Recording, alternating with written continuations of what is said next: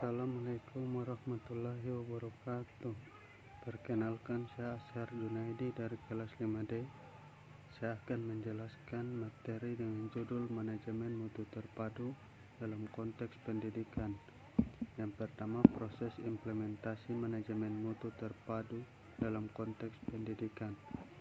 Proses implementasi manajemen mutu terpadu dalam konteks pendidikan melibatkan langkah-langkah strategis untuk memastikan bahwa prinsip-prinsip dan tujuan manajemen mutu terpadu terwujud secara efektif.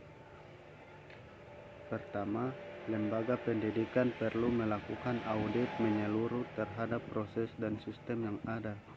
Ini termasuk mengevaluasi kebijakan, prosedur pengajaran, serta pengelolaan sumber daya. Yang kedua, tantangan utama dalam menerapkan manajemen mutu terpadu di institusi pendidikan. Yang pertama, perubahan budaya organisasi. Tantangan mengubah budaya organisasi yang mungkin resisten terhadap perubahan memerlukan waktu dan upaya. Yang kedua, keterbatasan sumber daya. Tantangan, keterbatasan dana dan sumber daya manusia dapat menjadi hambatan dalam implementasi manajemen mutu terpadu. Yang ketiga, evaluasi yang tidak efektif. Tantangan, kesulitan dalam mengevaluasi efektivitas implementasi manajemen mutu terpadu dapat menghambat kemampuan lembaga untuk membuat perubahan yang diperlukan. Yang ketiga, integrasi standar mutu pendidikan dengan kebijakan pendidikan nasional. Pengembangan standar mutu yang konsisten. Standar mutu pendidikan yang dikembangkan di tingkat nasional harus konsisten dengan tujuan dan nilai-nilai kebijakan pendidikan nasional. Ini mencakup pengembangan standar kompetensi, kurikulum, dan penilaian yang mencerminkan prioritas pendidikan nasional. Pembentukan kriteria penilaian. Standar mutu pendidikan harus menjadi kriteria utama dalam menilai keberhasilan implementasi kebijakan pendidikan nasional. Kriteria penilaian ini harus mencakup aspek-aspek seperti pencapaian akademik, pengembangan keterampilan, dan partisipasi siswa.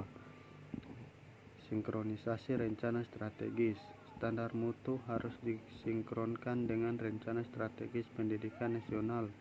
Ini termasuk mengidentifikasi area prioritas untuk peningkatan kualitas, mengalokasikan sumber daya secara efektif, dan memastikan standar mutu mendukung visi dan misi pendidikan nasional. Yang keempat, prinsip-prinsip manajemen mutu terpadu. Yang pertama, orientasi pada siswa. Prinsip ini menekankan bahwa segala upaya manajemen harus berfokus pada kepentingan dan kebutuhan siswa. Setiap keputusan dan perubahan harus dirancang untuk meningkatkan pengalaman belajar dan perkembangan siswa. Yang kedua, keterlibatan pihak berkepentingan. Manajemen mutu terpadu mengutamakan keterlibatan semua pihak yang terlibat dalam pendidikan, termasuk guru, siswa, orang tua, dan komunitas. Menciptakan mekanisme untuk mendengarkan pandangan mereka dan melibatkan mereka dalam pengambilan keputusan adalah prinsip penting. Mungkin hanya itu yang bisa saya jelaskan. Lebih dan kurangnya saya mohon maaf. Wabillahi taufiq wal hidayah. Wassalamualaikum warahmatullahi wabarakatuh.